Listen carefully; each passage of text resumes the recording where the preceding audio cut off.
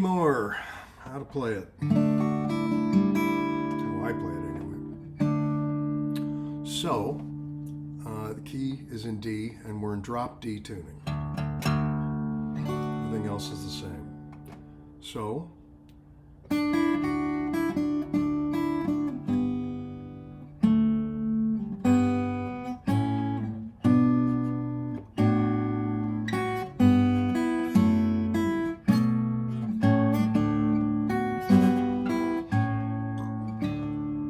that's the first section. Second section goes like this, and we're going to come back and cover all the small bits.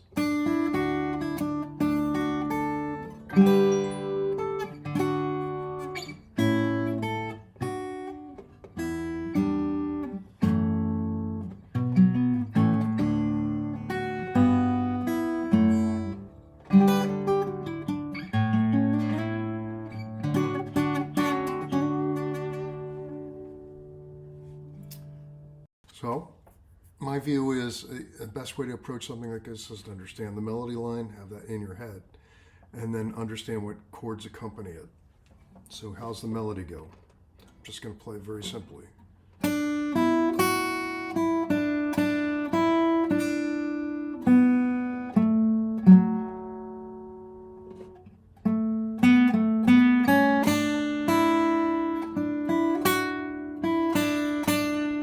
So a lot of D. And then here comes what I call the money lick in this thing, which is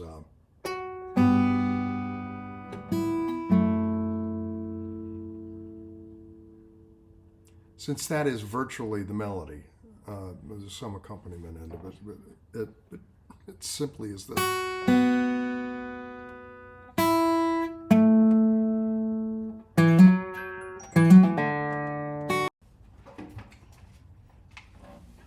Sorry, and to cap that off, so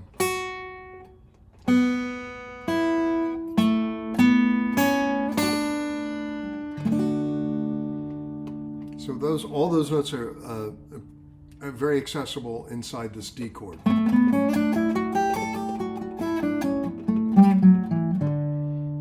Or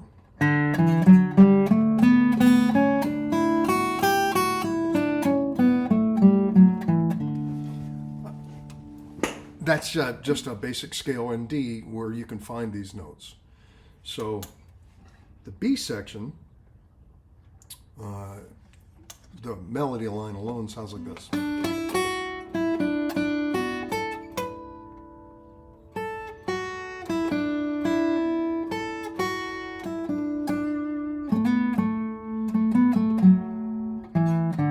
here comes that money lick again.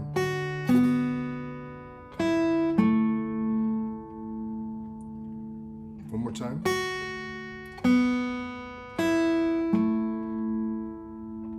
Get my fingers out of the way so you can see what I'm doing. And then the first time you go through that, you go,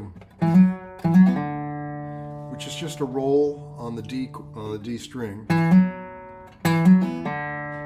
It's an artifact or an ornament that you don't really need, but I think it makes it sound cool. And then that thing again. Money lick again.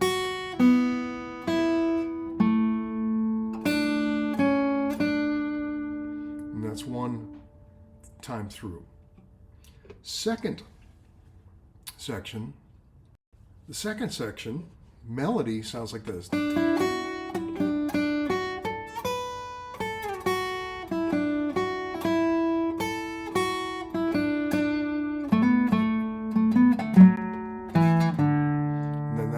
And then that money lick, which is and to cap it, we're going to come all the way up here. We're on the 7th fret, but we're basically playing a D form. Here's a D form, and we're going to play it all the way up here. So this D becomes a G, right? So D, D sharp, E, F. F sharp, that's a G. Now we're going to make it even easier. We're going to get rid of one of those fretted notes. Because we're playing in G, we have an open G string note.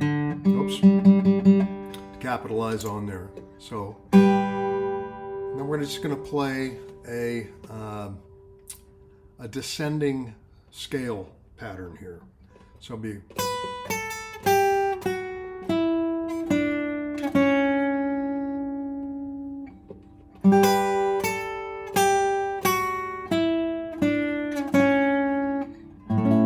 that's an A.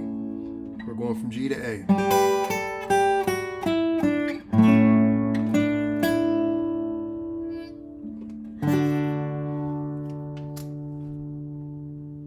Come back and look at that again. Second section, the B section.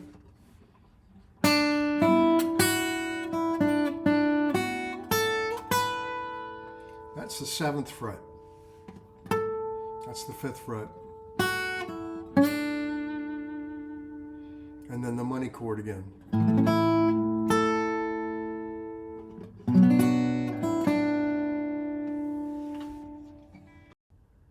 And here comes the second section.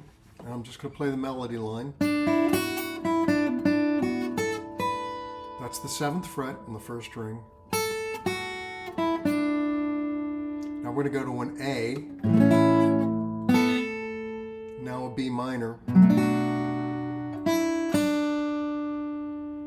Now we're going in E minor. Remember, we're in drop D, so it's going to be two frets off.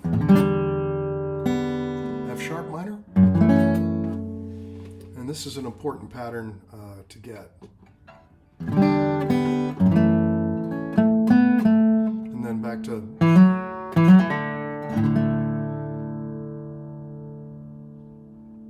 And then your money chords again. And the last time through you cap it with an A, the same basic scale, descending scale pattern. Becomes an A, and then I'll come back and show you what that looks like in a second.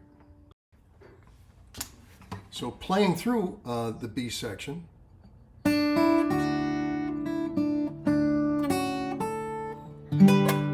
there's that G chord, open G chord again. That's a D. Why is that a D? Well, because if you're going to play it here, that'd be an A, right? Or more fully like so. A, B, C, D. Now, we're only playing these two notes here. Get my fingers out of the way so I can see. I'm at the 7th fret. We're playing the 3rd and 2nd string. And those 4 strings at the top make a pretty cool openish sound, which works really good for this Celtic stuff. Coming back top.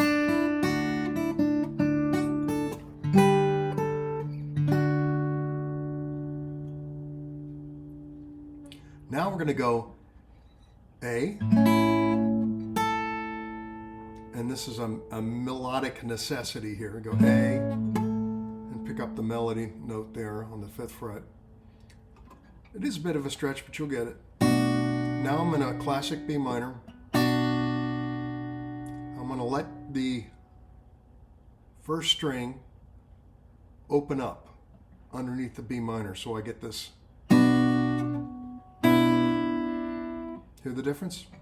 I've got this barred, right? I got to lift the whole finger and it will still work. Back to D. Here comes the money lick. And the last time through, you cap it with that descending. Bring your, there's your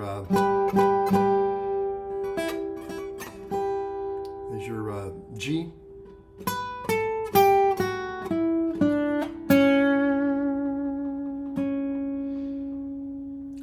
I am on the 6th fret of the 3rd string, which puts you right in the middle of an A chord if you're going to play the A here,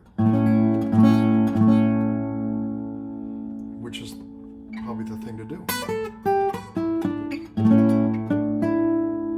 And then you can go right back to D. Why is this an A chord? Well, you know this is F. That's G, that's A. Just a quick comment on how I'm making some of these chord shapes. And because we're in drop D, this is like, think of this as an A. I'm squashing everything down. Just these second string, third string, and fourth string. Squashing it down with one finger. And you could be able, it should be able to do it and still have this top string, first string ring open. Now if you can get that far, we got to have our bass note correct. So because we're making a 2-fret adjustment for drop D, one whole step, if I play this A chord and then I throw this bass note over the top of it, which is F sharp, you get what is essentially an F sharp minor. Now, why does that matter? Well, because you can go F sharp minor, you can use it up here as a B minor. So in the second section where it goes that chord form in the second section,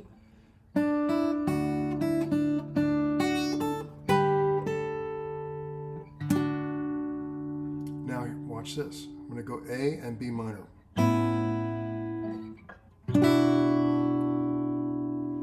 Then E minor, F sharp minor. And that's why those chord forms are cool. If I can get through the whole thing.